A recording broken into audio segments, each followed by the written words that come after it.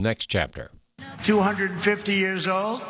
We may be the oldest constitutional republic on earth, but our country is just getting started because the best is yet to come. This is only the dawn of the golden age of America. Hundreds of thousands of Iranians filled the streets of Tehran to mourn the death of the late supreme leader, many chanting death to America and death to Trump. With the ceasefire ongoing, there are questions about the 60-day window and whether Iran will make serious concessions to avoid a return to war. The Israelis are reportedly preparing a unilateral strike package against Iran, as Israeli Prime Minister Benjamin Netanyahu spoke about the relationship he has with President Trump. President Trump is the leader of the United States. He does what's good for America. I'm the leader of Israel, the one and only Jewish state. I do what's good for Israel. 99% of the time, we see eye to eye. But in any family, in any close friendship, there are sometimes differences of opinion, and we discuss them openly, I can tell you, in a free spirit, and usually we resolve them too. In a Utah courtroom today, Charlie Kirk's accused assassin, Tyler Robinson, is set to come face-to-face with Charlie Kirk's parents and widow, Erica. I want there to always be full transparency, because what I don't want to have happen is for there not to be, and then I am relying then on social media and other news outlets to explain the narrative rather than saying, hey, this is what happened, this is what here's all of the, it's just as hard, all of the facts on the table for you guys to see, and you guys can see on full display what happened to my husband, and there is no ifs, ands, or buts or confusion as to who did it and why. An organization is preparing the next generation of conservative, pro-Israel leaders to have an impact on campus and beyond. Chris Woodward has more. It's called Generation Zion. Founder Luke Moon told Washington Watch that the goal is to equip Gen Z students to run for leadership positions in prominent conservative organizations, thereby preventing anti-Israel factions from gaining a foothold and shaping campus discourse. Tony Perkins, host of Washington Watch, called it a good idea during a time of growing anti-Semitism. We're finding this among the ranks of so-called conservatives and Republicans. Moon agreed, adding that he was concerned in recent months because nobody was even willing to call out Tucker Carlson for his anti-Semitism. Today, Moon feels optimistic. We have more and more people who are speaking up and speaking out about this issue on the right. And, we need allies and we need tools to be able to fight them. And I think we're getting both. Students who want to run for their college Republican or TPUSA chapter, we're going to train them how to do campaigns, how to message well, how to do social media, how to win. And so therefore, we're going to basically box out the groypers so that we not only do I not have to fight them, at AmFest and CPAC, but it means in 5 years, I don't have to fight them when they're running for city council or a mayor's race or even a congressional race. From July 31st through August 4th, Generation Zion will hold a summit in Washington, D.C. I'm Chris Woodward. There's more news online at afn.net and download the AFN mobile app for your Apple or Android device. I'm Rusty Pugh. As we watch world events unfold and fulfill Scripture, it's hard to believe anyone could doubt God and His Word are real, and yet there are so many who either question or completely refuse to believe it. The God Who Speaks is a 90-minute documentary that hits the doubt head-on with evidence that proves God is real and His Word is the ultimate authority. Watch it anytime and invite others to watch with you. Just visit stream.afa.net. That's stream.afa.net.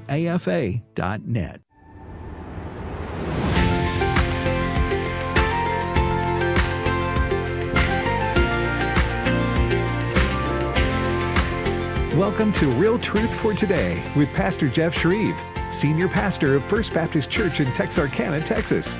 Now, here's Pastor Jeff. Well, good Monday morning and welcome to Real Truth for Today. Pastor Jeff Schreve here. Hope that you had a wonderful 4th of July weekend. The Bible tells us in Psalm 33, verse 12, "Blessed is the nation whose God is the Lord." There were so many events taking place in D.C. For the 4th of July, and it was cool to see the Lord being magnified and glorified and called upon. And I know that there was big rain on Saturday night, but they waited it out and were able to come back together. And Debbie and I couldn't stay up that late. We watched some of President Trump's speech, but we didn't get to stay up for the fireworks. Had to watch that later. But it is a great milestone for our country, 250 years. And we want to talk about what is going on currently right now in America. Some of the big Supreme Court cases, the birthright citizenship was a big one for sure. And to help me do that, I always think about my friend Rod Martin. Rod is he is so in tune with what is going on. I love his insights into things, especially geopolitical things. So Rod, welcome to Real Truth for Today. Great to be here. All right, so Rod, let me get your take on the festivities for the 250th. You know, we had people from the left, they hated everything. Of course, they hate everything that Donald Trump does. They hate the fact that he's cleaning up D.C., cleaning up the crime, cleaning up the statues, tried to clean up the pool, which is really hard to do because it doesn't circulate that well and you're limited as to what chemicals you can put into it. I know a lot about that. I came from the water treatment background. But, you know, they're just going to diss him at every turn. I thought it was pretty cool what we did for the 4th of July. Well, it was wonderful. And of course they're going to diss it because they hate Donald Trump. But it's not just Donald Trump they hate. We have a Gallup poll that's been circulating of late that shows the difference in the number of people on each side who say they're proud of their country. And Republicans are pretty consistently at 92% proud of their country, no matter who's president. It does not matter who is president. That's pretty much what they say. Democrats are now at 36% who will say they are proud of their country. They do not love this country at all, and you knew that when they told you for the last couple decades that they want to fundamentally transform it. Well, that means change it into something else. Mm-hmm. They believe, and they'll tell you, it is systemically racist, it is systemically corrupt, it is systemically oppressive. And then out the other corner of their mouth, they'll say that literally everyone on earth ought to be able to come here and live here. Well, does that mean they hate all those migrants? I guess they do. They must hate all of the people outside the United States because they want them to live in the United States. So it's just nonsense. But on another level, it's not. It's very, very deliberate socialism. It is a Marxist worldview. And the head of the Democratic Socialists of America just said the quiet part out loud a couple of days ago when he said to the assembled gathering, our goal is communism. He just said it flat out. So this is what we're dealing with. That's why they hate this country. This is the freest, most prosperous country in the history of the world, and they just can't bear it. And they really can't bear that Donald Trump gets to preside over something that was inevitably going to be a huge celebration. Kamala Harris running the same celebration. Can you imagine how terrible it would be? I mean, first and foremost, Biden banned fireworks all 4 years he was in office. I mean, that's just ridiculous. Trump last year put on a heck of a show with 20,000 fireworks. It was beautiful. I don't know if you saw it. It was incredible. This year, not 20,000, not 50,000, nearly 1 million fireworks. Biggest display in human history, which is exactly what you ought to have to celebrate a milestone as great as the freest country in the world, making it a quarter millennium. It's just extraordinary. We are the oldest constitutional republic in the world, and may God grant us another 250, 500, 1,000, whatever he'll give us before the Lord returns.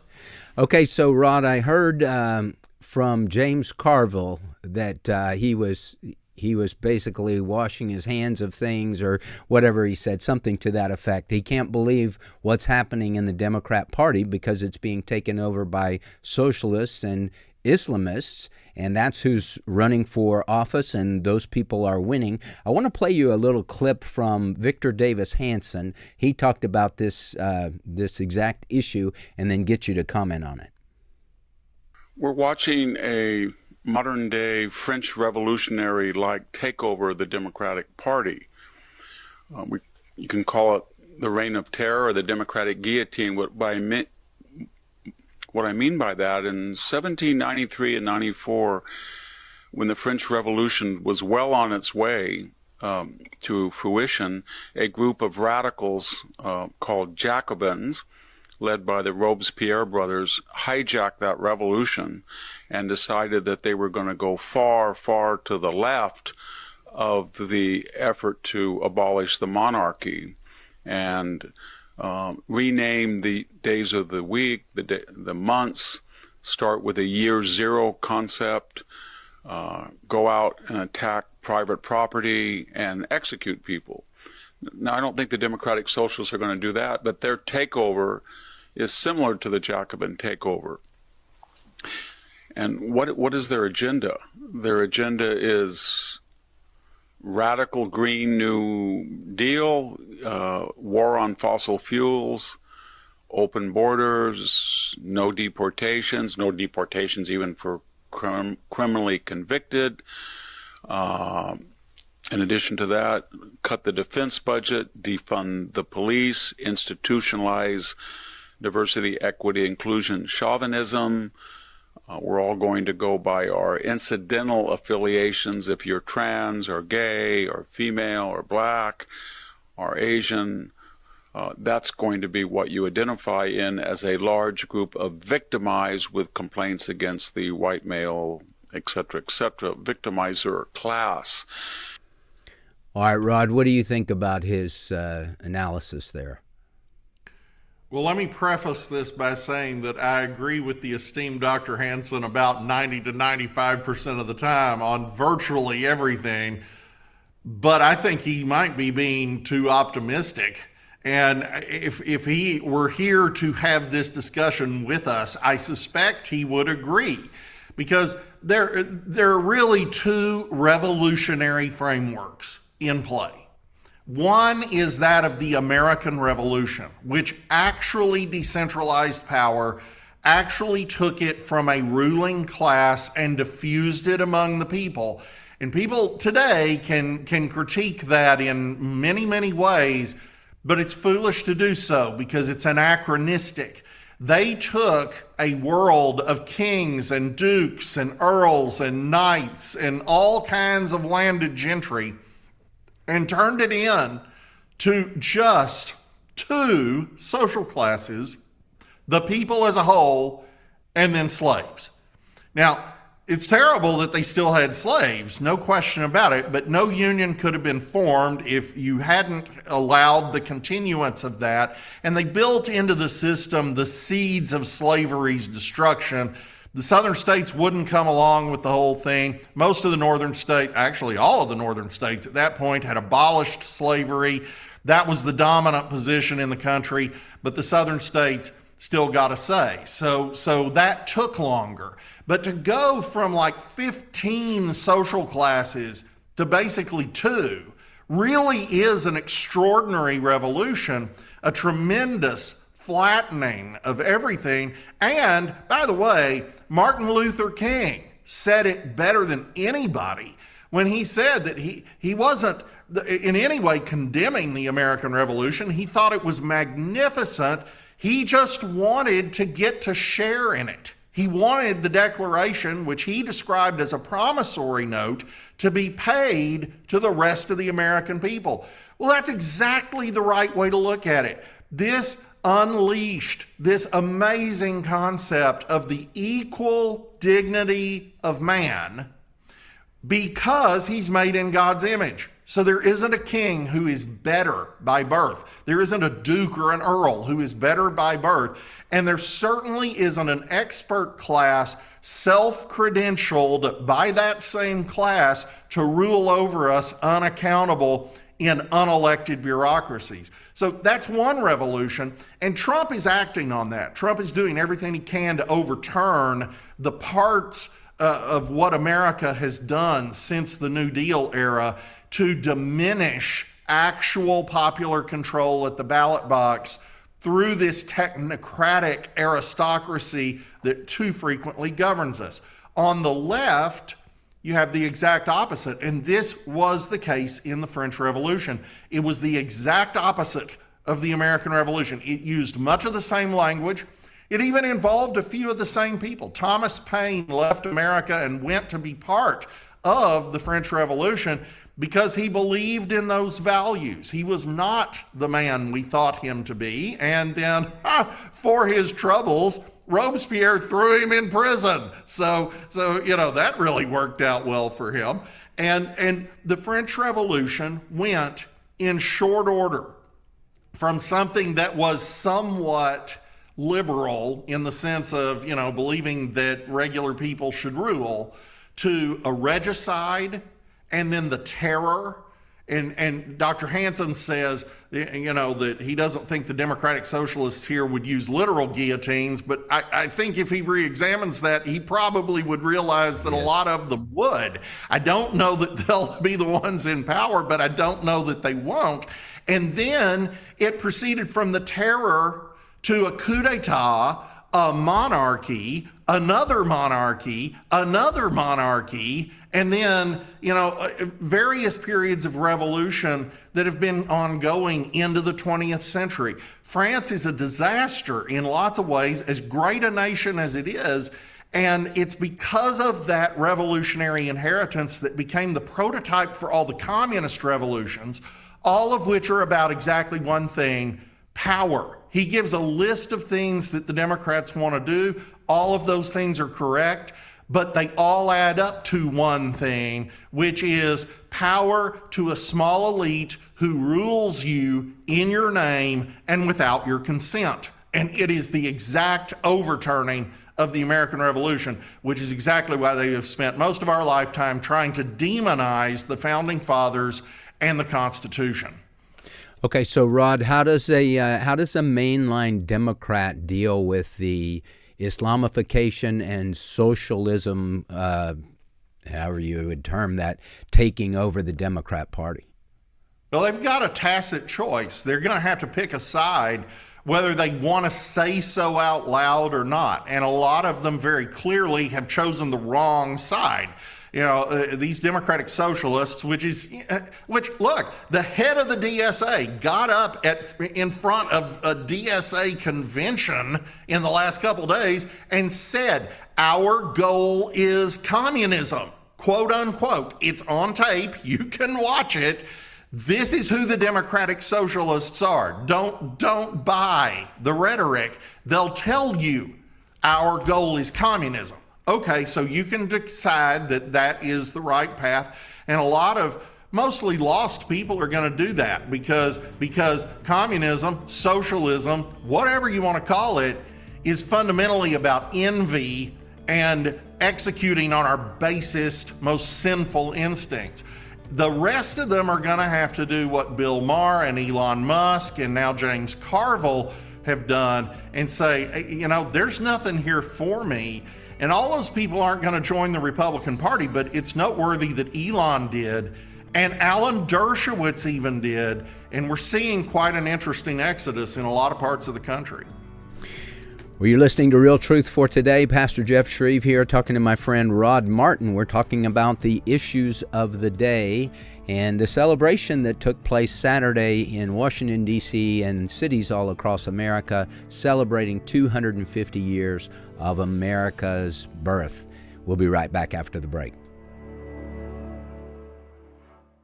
Hey, I'm Brant, and her name is Sherry. Hello. She's a friend of mine whom we were just praying for because of a surgery she just went through. Yes, and I am very happy about something you actually talk about all the time, which is Medishare. That is right. Yeah. So what was your experience like with Medishare and the healthcare bills? Honestly, Brant, seamless. And what a blessing that is when you're already nervous about a health issue, which I was. Yeah. Members shared my expenses. There were zero problems. And let me tell you, having people pray with you when you call in with your need, that is just... It is refreshing. Yes, that's what it is. That's what I keep telling people. People love Medishare, and they love saving tons of money, too. The typical family can save $500 a month. I am very thankful for Medishare. It is so different, and I mean different in a very, very good way. It is good different. Call now. They're easy to talk to, and you can get a price within 2 minutes. Call 833-44-BIBLE. That's 833-44-BIBLE. 833-44-BIBLE. What do you think about this memorandum of understanding? Yeah, one of the problems is it's very difficult, if not impossible, to negotiate and trust a group whose ideology says you can lie to the infidel. President Ronald Reagan said we're going to trust but verify.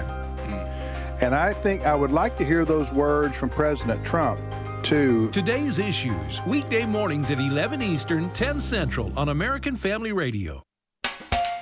What gives life meaning? For some, it's their work. For others, the people they love. Both are good, but a Christian does all things for the glory of God. I'm David Wolin, inviting you to learn about an artist and missionary who gave up everything for the glory of God on a Haven Today series called The Greater Glory. Haven Today, weekday mornings at 4:30 Central on American Family Radio. Listen online at afr.net.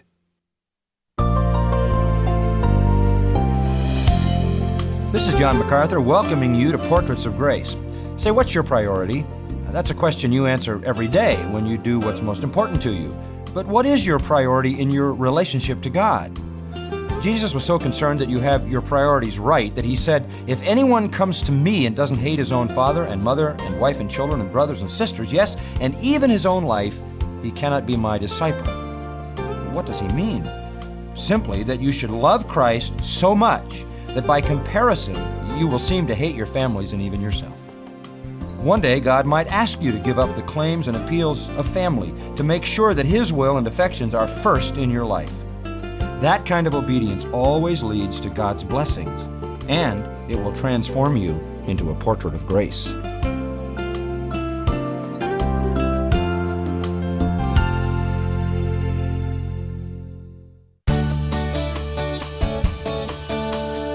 This is Real Truth for Today. Podcasts of the program are available on the podcast page at afr.net. Now, back to Pastor Jeff Schreve. Welcome back to the program. Blessed is the nation whose God is the Lord, the Bible says in Psalm 33, verse 12. And we were able to celebrate as a nation on Saturday, July 4th, 250 years as a nation, as a free and independent nation, the signing of the Declaration of Independence, July 4th, 1776. And to talk about the current events and issues of the day, my friend Rod D. Martin. Rod is a geopolitical commentator. He's a philosophical capitalist. Isn't that how you refer to yourself, Rod? Well, The Guardian called me a philosopher capitalist, so I'm rather enamored of that. Okay, so we were talking at the break, the Supreme Court ruling regarding the 14th Amendment, birthright citizenship. They struck down Trump's executive orders on that issue. Was not the outcome that conservatives wanted by any stretch of the imagination. It seems ridiculous. It seems out of touch with what the Founding Fathers, if they were to rule on that today, they would obviously, based on the things they wrote, they would not say, yeah, that's what we wanted. So give me your take on what happened with that ruling. Well, the Founding Fathers just would have scratched their heads in disbelief. Of course, the Founding Fathers didn't give us the 14th Amendment. That was the radical Republican Congress during Reconstruction in 1868, they would also scratch their heads in disbelief because, as we were talking about over the break, there is a tremendous amount of verbiage recorded from all of the relevant parties in 1868. This was the 14th Amendment is long. It does a lot of things, and every jot and tittle got debated at length at every level of the process. So we know what they thought, and no one in either the House or the Senate thought that this meant anything like what the Supreme Court just said. The Attorney General of the United States promised the country that it didn't mean what the Supreme Court just said. The Supreme Court ruled in the same way that Clarence Thomas would have in the slaughterhouse cases in 1873, just 5 years later. There's nobody anywhere who thought that this established birthright citizenship for anybody except the slaves. They were trying to actually give citizenship and ultimately voting rights in the 15th Amendment to the slaves and the children of slaves, who, of course, famously had been deemed in Plessy versus Ferguson just before the Civil War, Dred Scott, just before the Civil War, as not even really being human. So they certainly couldn't be citizens.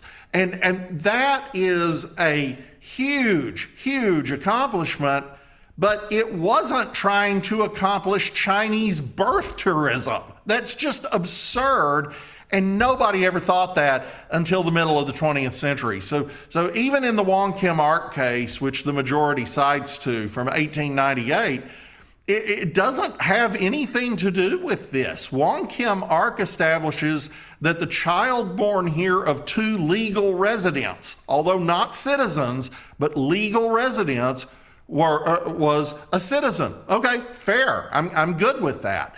But what is not okay is the idea that literally anybody can just fly over the United States, give birth in an airliner, and their kid is a citizen, and they get to bring the whole family to Detroit. That's crazy, especially in an era with a significant welfare state. You're just begging people to come here and live off the system, which is exactly what we're seeing happen. So I'm not overly disturbed by the ruling, because all it does is ratify the way people have thought about the citizenship clause now for the last 50, 60 years. Nothing really fundamentally changes in the short term, but it's really bad law. It's poor interpretation, and it is demonstrative of a huge error that has existed in our universities, certainly my entire lifetime, deconstructionism, which asserts the idea of standpoint epistemology, standpoint hermeneutics, the idea that the only thing that matters is how the reader perceives what is written. The author not only doesn't matter, but you're actually in error to consider what the author thought. So I think Roberts and Barrett, who ruled with the majority, along with the three socialist justices, Roberts and Barrett, I think, were taking a textualist approach. They were looking at the text as written, and I think they came to the wrong conclusion, even on a textualist basis, but I can at least defend their point of view on that. The problem is that textualism unmoored from original intent. The idea that what the author meant by it, what the legislature meant by it, what the people who ratified it meant by it is just irrelevant. Textualism unmoored from originalism is just deconstruction in another form. It is radical. It is not Christian. And shame on them. So I'm hopeful that Molly Hemingway is right and John Roberts will retire soon, and maybe Trump can replace him with Clarence Thomas and get us a new associate justice more in the mold of Alito. Rod, why do you think Amy Coney Barrett and Brett Kavanaugh, why do you think, and Roberts, why do you think they ruled the way they did? I mean, those people aren't dumb. You don't get to be No, not at all. Most of the time, you don't get to be a Supreme Court justice if you're the village idiot. Although, unless you're Ketanji Brown Jackson, yes. They know the implications. They know the ramifications of their ruling. So why do you think they did what they did? You know, everybody is influenced by their peer group. You and I saw this a great deal with a lot of pastors in the SBC during the fight over Resolution 9 and, you know, all these other issues that we faced a few years ago. And fortunately, that ship seems to be riding a bit with the election of Willie Rice as president of the Southern Baptist Convention. I'm very hopeful about that. I think Clint Presley did a pretty good job too. And so maybe the future is brighter. But what we learned, as you know, is that sometimes principle doesn't matter as much as who you went to seminary with and who you roomed with and who your buddies are. And I think that has summarized a great deal of John Roberts' time on the court. John Roberts is very happy with his clique in the Beltway, and most of the time he votes right. I really want to stress that. And Barrett has been fantastic on an awful lot of things, but Roberts is swayed by his social group. He also hates Donald Trump, but that's not what this was. Barrett is swayed by Roberts. And I'm just really kind of aghast at the degree to which we've seen that to be true. So I think we just really need a personnel change, but we also need to solve a philosophical argument in conservative jurisprudence. There has come to be a bit of a split. When you and I were younger, you know, people talked about original intent quite a lot. Certainly Reagan did. And that was a radical idea to a court that had been dominated by the left since the New Deal. But now there's a more subtle debate, this debate between textualism and originalism. And to split those two is just horribly wrong. I mean, it's exactly the same problem you're getting in the SBC in this fight over women pastors. You know, if you unmoor 1 Timothy 3 from 1 Timothy 2, then you get a different result than if you actually read it as one letter from the apostle to his mentee. And you know, it's just foolishness. These guys should know better, but there's a philosophical debate going on there that I think can be resolved. And I think Donald Trump is a lot savvier than people realize, and he's going to know better questions to ask the next candidate for an appointment. I will say one last thing in Trump's defense with regard to Barrett.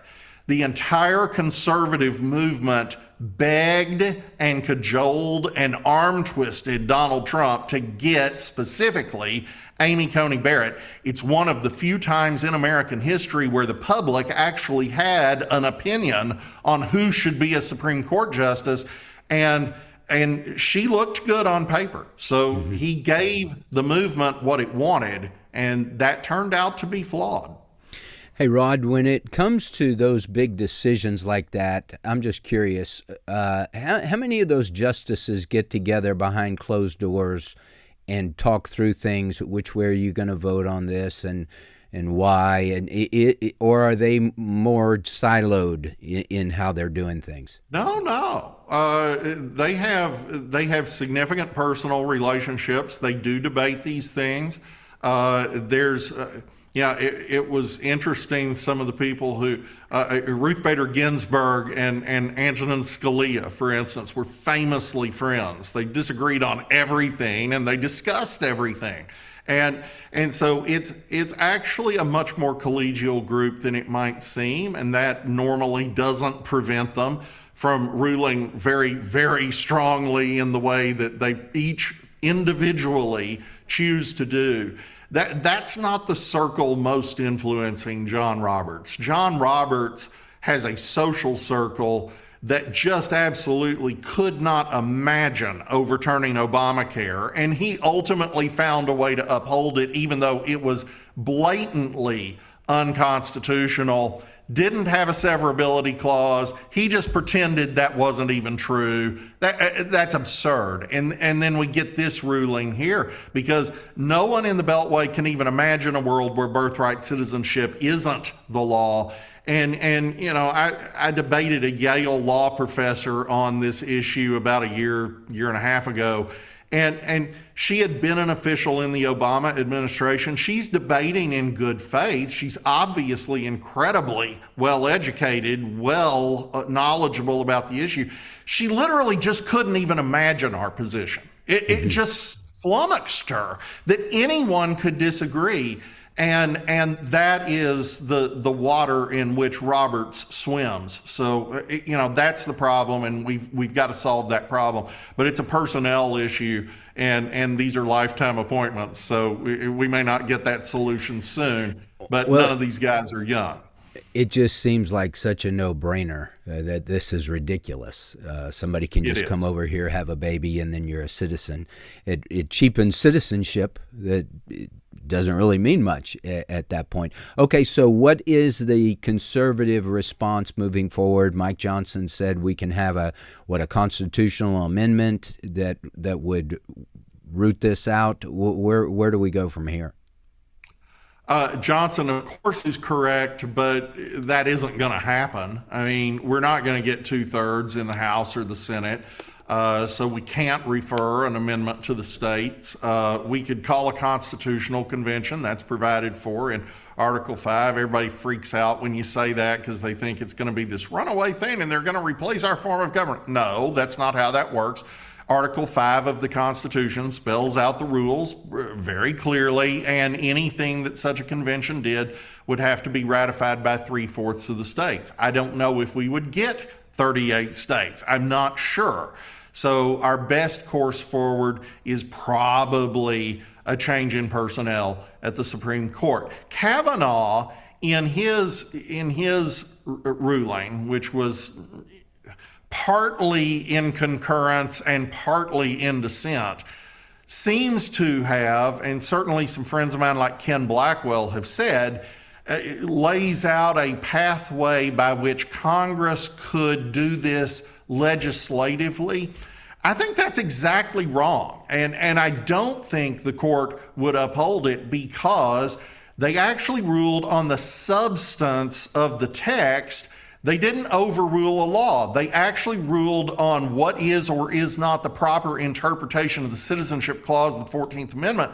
Congress doesn't have any authority over that other than by the amendment process. So I think in the short term, honestly, the answer is enforcement. If we keep illegal aliens out of the country, if we're aggressive on deportations, as we should be, if we actually do the things we need to do to secure America, there becomes very little opportunity for birth tourism other than tourists showing up and giving birth on a tourist visa.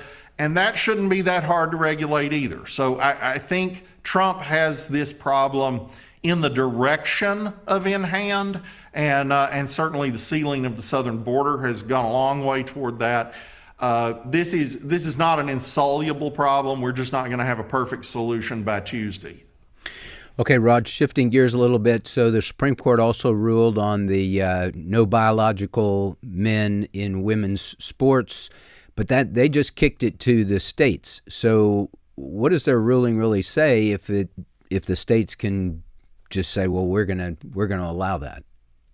Well, this is an extremely important ruling, and I want to stress by far the most important ruling is the one we haven't talked about, which is the Slaughter case. That's transformative. This transgender sports ruling, though, is really, really vital because the assertion of the left has been that sex, as we understand it in our civil rights laws and equal protection, as we understand it in the 14th Amendment, means sexual orientation. And that was never true. And again, you know, if you had tried to pass the Civil Rights Act with that position, it would have gotten 3 votes. So they came down pretty strongly on the idea that if a state wants to do this, it can, but there's no constitutional right to let boys play in girls' sports. And that's a huge, huge thing on the constitutional level. Talking to Rod Martin. When we come back from the break, we'll be taking your calls at 888-589-8840. That's 888-589-8840. Give us a call and let's talk. The American Family Association's mission is to inform, equip, and activate individuals to strengthen the moral foundations of our culture. We also support the church. Our goal is to be a leading organization in biblical worldview training for cultural transformation. We believe true morality flows from biblical principles and directs people to the manner in which God intends them to live. Thank you for standing with the American Family Association as we seek to stop the erosion of godly values. Mainline Protestant churches have softened and even rejected the Bible, the gospel of salvation, and biblical sexual morality. Even in evangelical churches, only about 10% of members have a truly biblical worldview. Satan desires to do to the Bible-believing evangelical churches what he did to the mainline churches, and he's made progress. Your financial support now is critical to AFA's efforts to defend and strengthen the church. Go online at afa.net/equipchurches. Hi, I'm Jan Harper. If you're a pastor's wife, you know both the blessings and the unique challenges that come with the life you and your husband live daily. We call it living in the fishbowl. Details have been announced for the 2026 Pastors and Wives Fishbowl Retreat. Once again, this year's retreat will be at Pickwick Landing State Park in Counce, Tennessee. From October 20th through the 22nd, pastors and their wives will enjoy rest, renewal, and fellowship hosted by Pastor Bert Harper, Director of Marriage, Family, and Pastoral Ministries at AFA and co-host of Exploring the Word on AFR, and his wife, Jan. Our special speaker will be J.J. Jasper of AFR. Your registration fee covers lodging, meals, and materials. All you need to do is get there. The annual AFA Pastors and Wives Fishbowl Retreat, October 20th through 22nd. Learn more and register at repairingthefoundations.net. We'd love to see you there.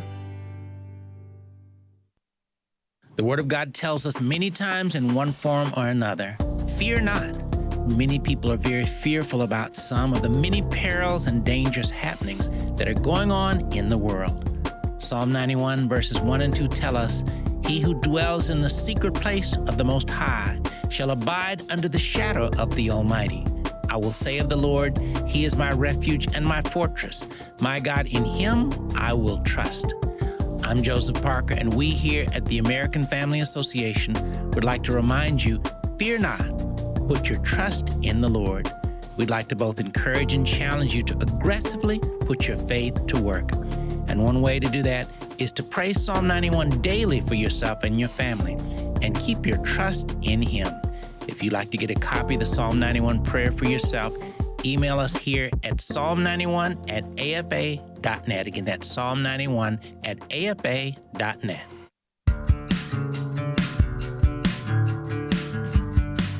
If you'd like to contact Pastor Jeff, email pastorjeff@fromhisheart.org.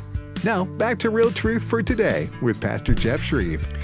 Welcome back to the program. Pastor Jeff here, talking to my friend Rod Martin. We're talking about the issues of the day. Rod, we had talked at the break about this slaughter case. I wasn't very familiar with that, but you said that is a major ruling from the court. Tell us about that one. We've had a lot of big rulings this term. This is the biggest by far. This overturns a 91-year-old case called Humphrey's Executor, which, long story short, made it basically impossible for the president to fire anybody. Now, he could fire cabinet members, he could fire political appointees, but that only comes to less than 5,000 total people in a federal government workforce of 2.8 million. Although, to be fair, the president has been able to get rid of a lot of them through reductions in force, which are permitted. And, there are various mechanisms by which you can reduce size, but not fire individual bureaucrats who are working against the administration. And you'll recall when Trump was inaugurated last year, there was a poll of federal bureaucrats that found that 42% intended to, and I quote, resist the Trump administration. Okay, that's a problem, because in this country, we're actually supposed to be ruled by elections. That means that you get to peacefully overthrow your government every 2 or 4 years.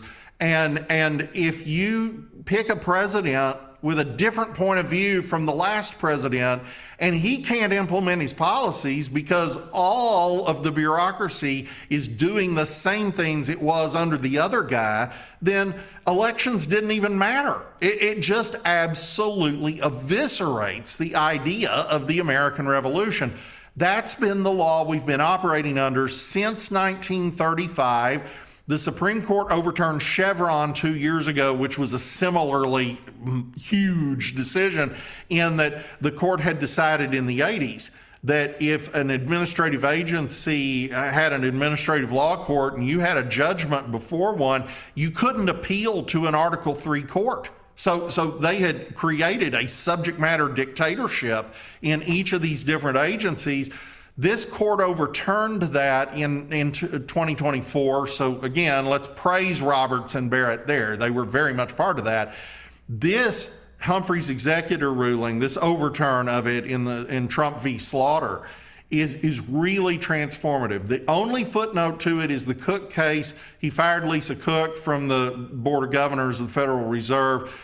They stayed that while litigation is pending. We'll see how influenced Roberts is by his cocktail party circuit on that. But the logic of the Slaughter case suggests very strongly that will end well too. Rod, as it relates to people hating Donald Trump, people on the left hating Donald Trump, and maybe Justice Roberts' circle of friends that hate Donald Trump, is it just because he's bombastic, or do they hate the fact that he's disrupting and overturning their apple cart? There's almost literally nothing about Donald Trump they don't hate, but it's the latter. Donald Trump is pointing the tip of a sword directly at the throat of the deep state. That has incurred the wrath of the intelligence community, of all of these federal labor unions that represent the lion's share of the federal bureaucracy, all of these different agencies like USAID, which fortunately is now shut down. USAID had a bigger budget than the State Department and the CIA combined, and supposedly was doing hunger relief around the world, when in reality we found out it was actually doing forced sterilizations of native women in Peru. It was doing LGBT versions of Sesame Street in Iraq. It was overthrowing governments everywhere you could point at, and it was propping up left-wing media in the United States, which was absolutely criminal in practice. So what we have seen since the end of USAID, as just one example, is that we have had virtually all of Latin America unelect their socialist governments. Every country you can point at in South America that's had an election has gotten rid of the socialists since the dissolution of USAID. So this kind of thing is not just national in scope, it's global. And the globalists who run that unaccountable, unfireable deep state benefit tremendously from it, because they're using your tax dollars to advance their politics. And what Trump is doing is shutting that down, both through judicial appointments and through executive action, and of course also through the legislation he's able to get through. We'll see how the midterms go. I'm actually pretty bullish. I think we will hold our own. We may actually expand our majorities slightly. I really don't think we're in nearly the trouble people are always talking about, but it's going to take every possible vote to make sure that's true. And if that goes well, the final 2 years of Trump 2 are just going to be breathtaking, and the left is going to shriek. Yeah, for sure.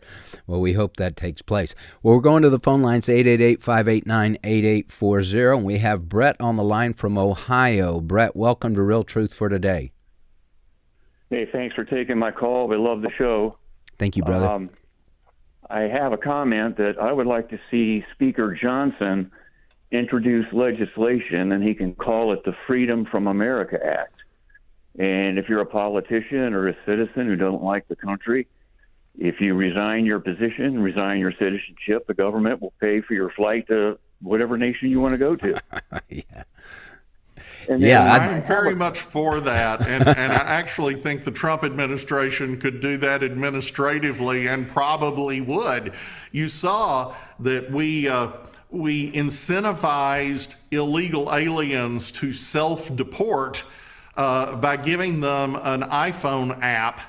And if they apply through the iPhone app and self-report who they are and tell the government, look, I'm here illegally, but I'm leaving, we will allow them to get back in line to come legally once they're home. Note I said in line, not the head of the line. Mm-hmm. And we'll give them $3,000 cash plus a plane ticket.